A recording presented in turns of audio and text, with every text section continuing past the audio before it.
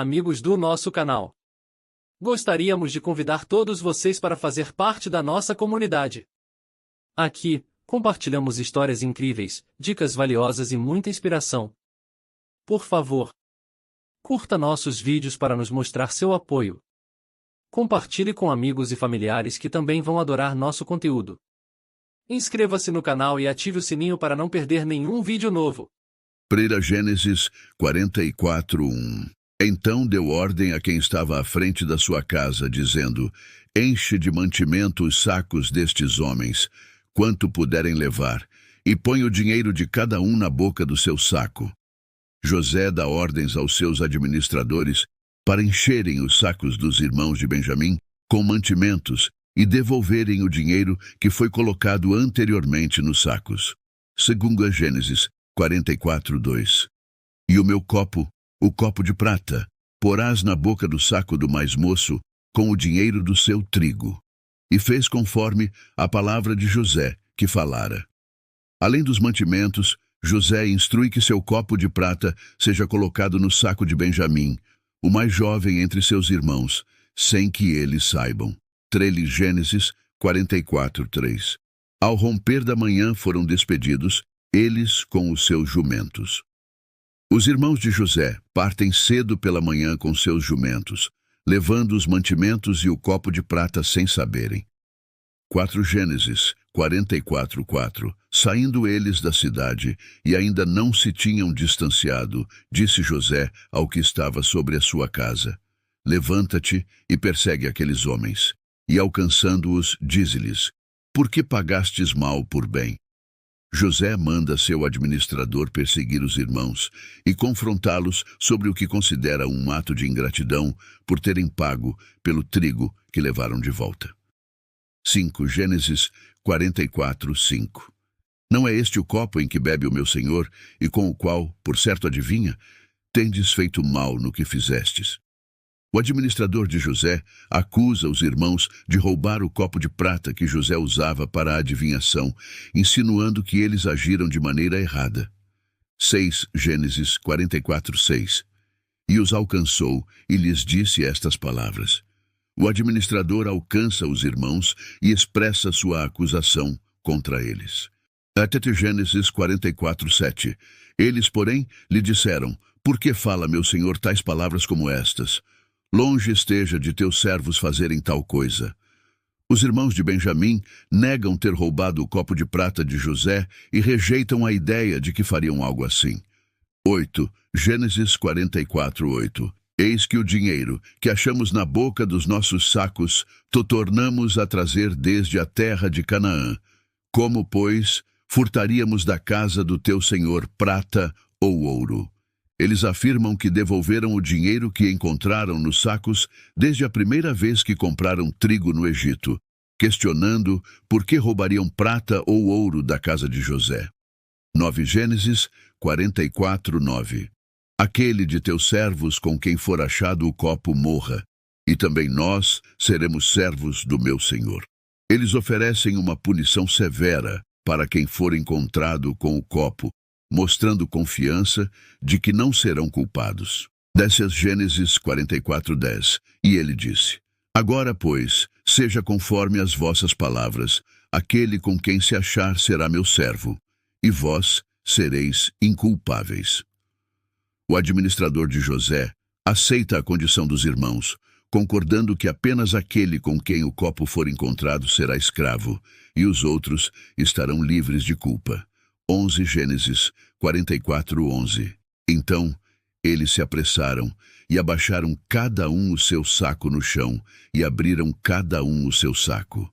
Os irmãos, ansiosos, baixam seus sacos no chão e os abrem para verificar se o copo está lá.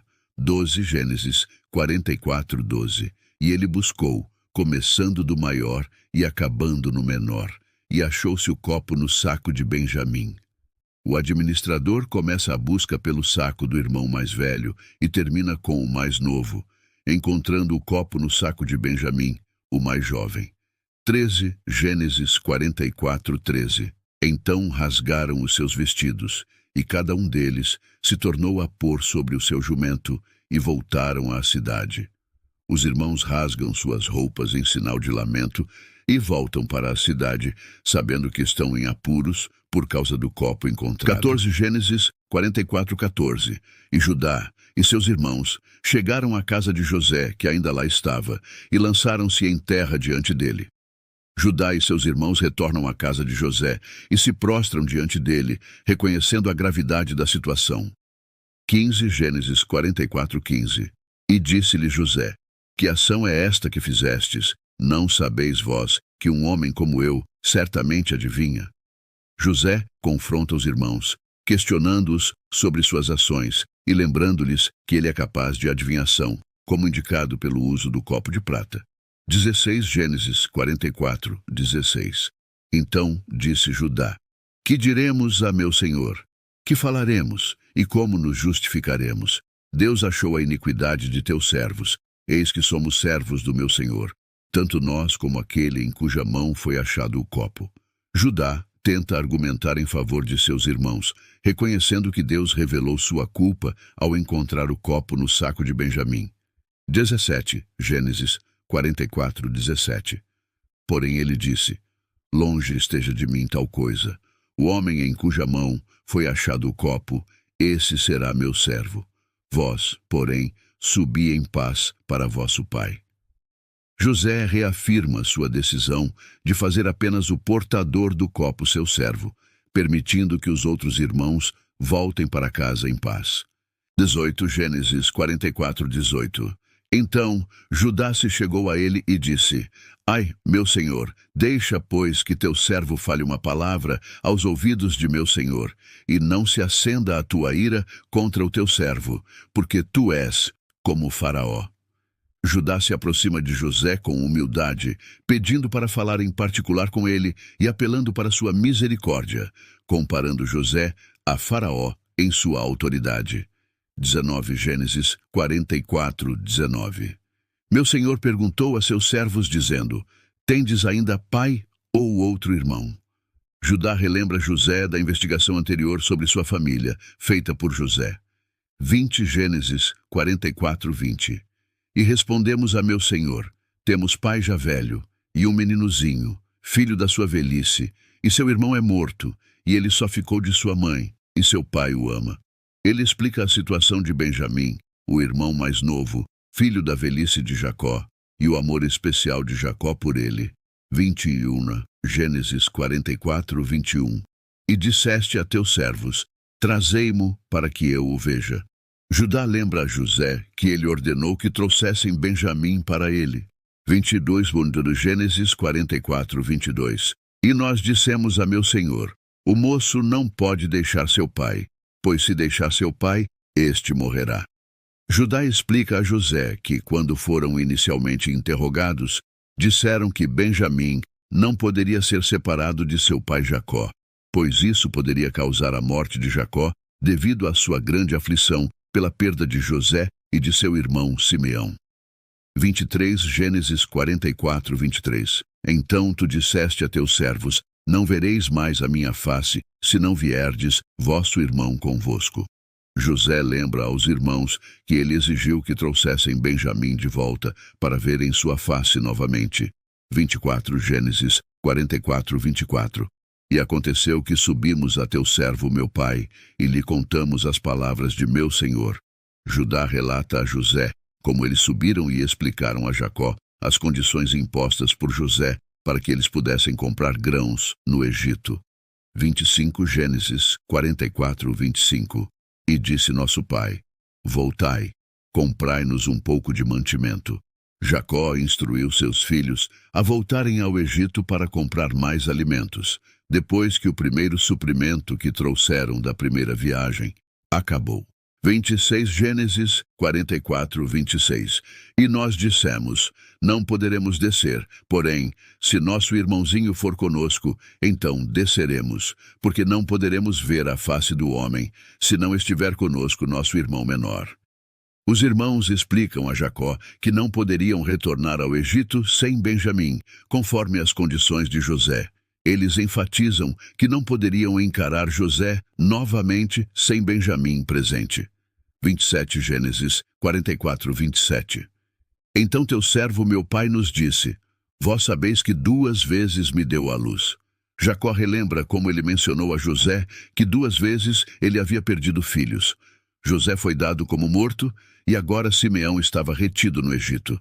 28 Gênesis 44, 28. O primeiro se foi de mim, e disse-se de fato: é despedaçado, e nunca mais o vi. Jacó lamenta que José tenha sido tirado dele e presumivelmente morto, como lhe foi dito. Ele ainda não tinha visto José desde então. 29 Gênesis 44, 29. E se também tirardes este de diante de mim, e lhe suceder algum desastre, fareis descer as minhas cãs com tristeza à sepultura. Jacó teme que, se perder Benjamim também, a tristeza será tão grande que ele morrerá em sofrimento. 30 Gênesis 44, 30. Agora, pois, quando eu voltar a teu servo meu pai, e o moço não estiver conosco, como a sua vida está ligada à vida dele. Judá explica a José que a vida de Jacó está profundamente ligada à vida de Benjamim. Se algo acontecer a Benjamim, isso destruirá Jacó. 31 Gênesis 44, 31. Sucederá que, vendo o moço que o moço não está conosco, morrerá. E teus servos farão descer as cãs de teu servo nosso pai, com tristeza à sepultura. Se Jacó vir que Benjamim não voltou com seus irmãos, o pesar será tão grande que Jacó morrerá, e os irmãos carregarão esse peso pelo resto de suas vidas. 32 Gênesis 44, 32. Porque teu servo se deu por fiador pelo moço para com meu pai, dizendo: se eu tu não trouxer de volta, então serei culpado para com meu pai todos os dias. Judá se oferece como garantia pela segurança de Benjamim, prometendo a Jacó que trará Benjamim de volta em segurança. 33 Gênesis 44, 33. Agora, pois, fique teu servo em lugar do moço, por servo do meu senhor, e que o moço suba com seus irmãos. Judá pede a José que o deixe ficar como escravo em lugar de Benjamim, e que permita que Benjamim retorne com seus irmãos para Jacó. 34 Gênesis 44, 34. Porque como subirei a meu pai, e o moço não estiver comigo, para que não veja eu o mal que sobrevirá a meu pai? Judá conclui sua súplica a José, explicando que ele não pode retornar a Jacó sem Benjamim, pois isso causaria grande sofrimento a Jacó ao ver que Benjamim não está com eles.